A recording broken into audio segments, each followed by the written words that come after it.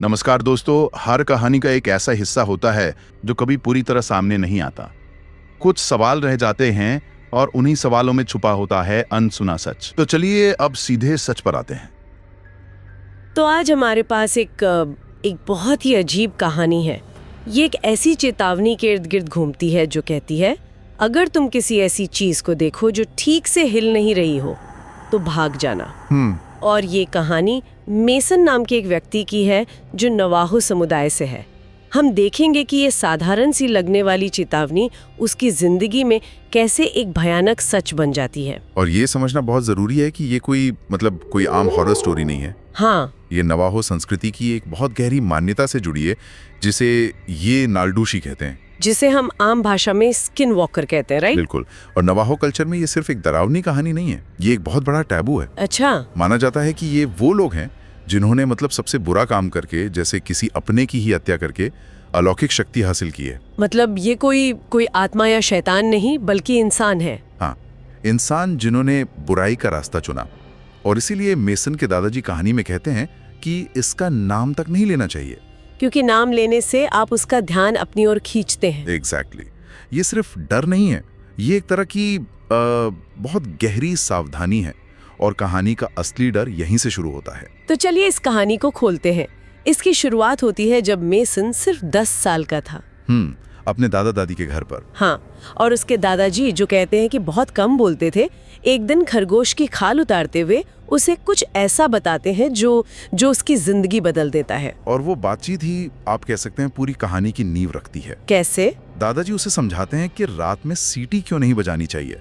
वो कहते हैं कि तुम्हारी सीटी की आवाज वो हवा में दूर तक जाती है और कुछ गलत चीजों को तुम्हारी तरफ खींच सकती है। और फिर वो उसे स्किन वॉकर की कहानी सुनाते हैं। हाँ, एक ऐसे आदमी की कहानी जिसने शक्ति के लिए अपने ही भाई को मार डाला और उसकी खाल पहन ली। और उस एक गुनाह के बाद उसे किसी भी जानवर या इंसान की खाल पहनने की शक्ति मिल गई। ये तो बहुत भयानक है। लेकिन इसके बाद उन्होंने जो चेतावनी दी, वो शायद कहानी का सबसे जरूरी हिस्सा है। बिल्कुल। उन्होंने कहा, अगर तुम किसी ऐसी चीज को देखो जो ठीक से हिल नहीं रही हो, जिसकी आवाज सही न लगे या जिसकी हरकतें अजीब हो, भले ही वो तुम्हारे किसी अपने जैसा दिखे, तुम्हारा कुत्ता, तुम्हारी बिल्ली, यहाँ तक कि तुम्हारी माँ या मैं, तो भाग जाना। सवाल मत करना, बस भाग जाना, क्योंकि वो अब वो नहीं है। 1 मिनट के लिए यहाँ रुकते हैं। इस चेतावनी के मनोवैज्ञानिक असर को समझना बहुत जरूरी है। इसका असली डर किसी राक्षस के दिखने में नहीं है, बल्कि भरोसे के टूटने में है। ये आपकी सुरक्षा की सबसे गहरी भावना पर हमला करती है। आपका घर, आपके अपने लोग, आपकी अपनी आंखें आपको धोखा दे सकती हैं। सही बात है। और ये सिर्फ एक कहानी बनकर नहीं रहती। उसी रात अजीब घटनाएं शुरू हो जाती हैं। मेसन को अपनी खिड़की की जाली पर खरोंचने की आवाज आती है, और फिर किसी बड़े जानवर जैसी भारी और गीली सांस लेने की आवाज। और फिर एक आवाज आती है, हाँ, जो हूबहू उसकी दादी जैसी लगती है और कहती है, मुझे अंदर आने दो। लेकिन दादी तो दादाजी के साथ कमरे में सो रही थी, उसे ये पता था। वो आवाज का इस्तेमाल कर रही थी। जी। वो जांच रही थी कि अंदर कौन है, किसे आसानी से बेवकूफ बनाया जा सकता है। हाँ, और अगली सुबह जब वो बाहर देखते हैं तो खिड़की की जाली पर गहरे पंजों के निशान मिलते हैं। कुछ रातों बाद छत पर भारी कदमों की आवाज, जैसे कोई 2 पैरों पर चल रहा हो। तो वो चीज आसपास ही थी, वो गई नहीं थी। और फिर कुछ हफ्तों बाद मेसन का प्यारा कुत्ता चेकर्स गायब हो जाता है। और ये उस शक्ति के पैटर्न का हिस्सा है। ये बहुत चालाकी भरा है। मतलब वो सिर्फ डरा नहीं रही, वो एक योजना पर काम कर रही है।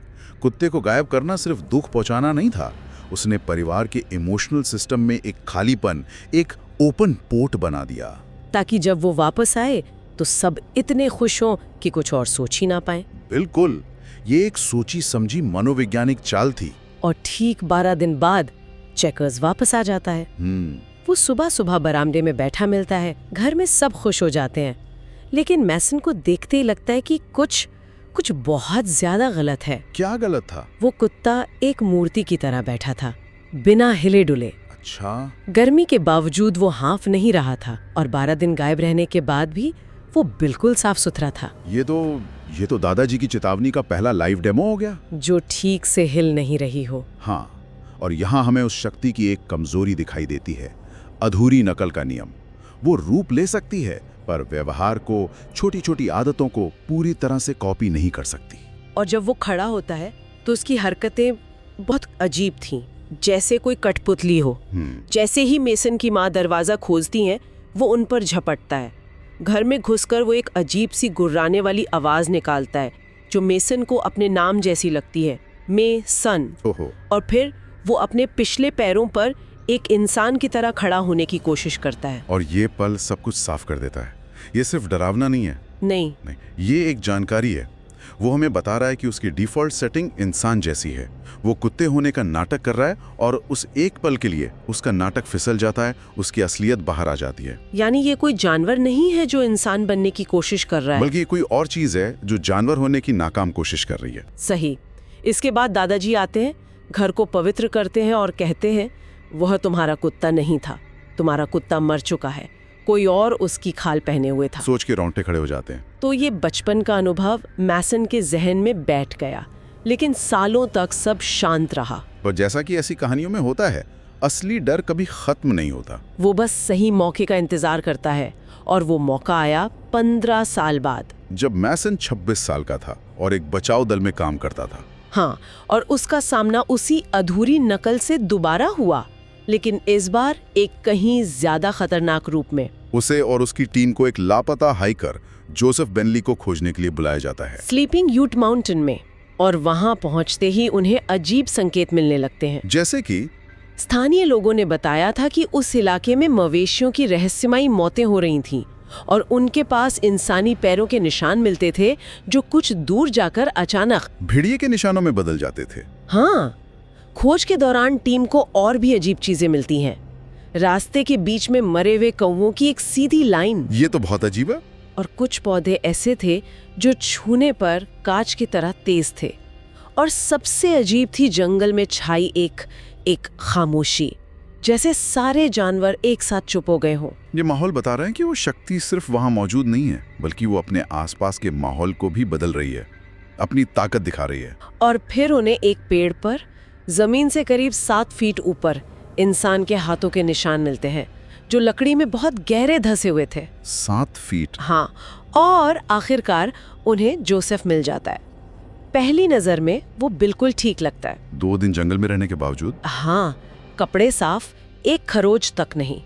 लेकिन जैसे ही वो बोलना शुरू करता है, मेसन को वही पुरानी वाली गलत वाली फीलिंग आने लगती है। 15 साल बाद वही अधूरी नकल का पैटर्न लौटता है, लेकिन इस बार ये कहीं ज्यादा एडवांस्ड है। हाँ, इस बार गड़बड़ शारीरिक नहीं बल्कि व्यवहारिक है। मतलब जैसे उसकी आवाज में कोई भावना नहीं थी, बिल्कुल सपाट। उसने मेसन को लगभग 1 मिनट तक बिना पलक झपकाए घूरा। 1 मिनट तक?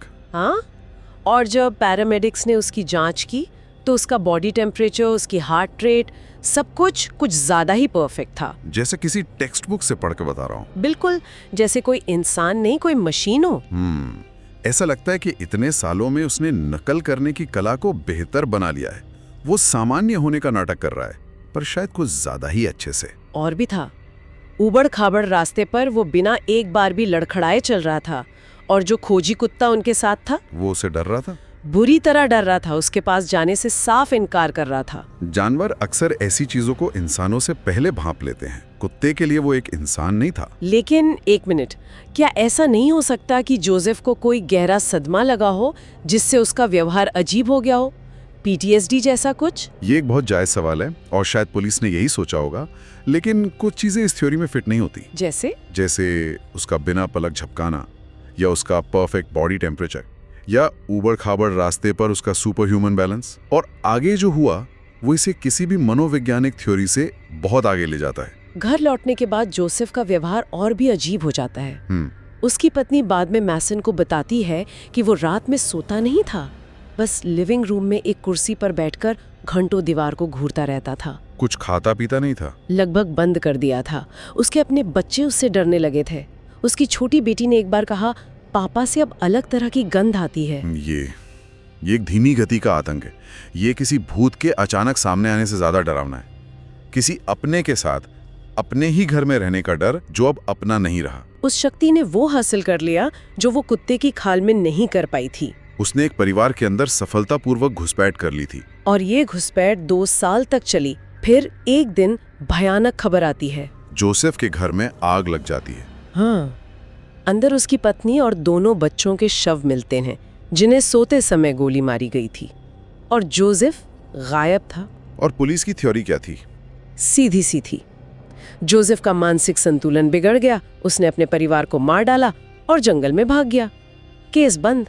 ये एक तर्कसंगत निष्कर्ष लगता है। समाज और पुलिस ऐसी ही कहानियों को समझ सकती है। लेकिन ये पिछले 2 सालों के अजीब व्यवहार से मेल नहीं खाता है ना? बिल्कुल नहीं। ये एक आसान जवाब था एक बहुत मुश्किल सवाल का। और फिर कहानी का सबसे भयानक मोड़ आता है।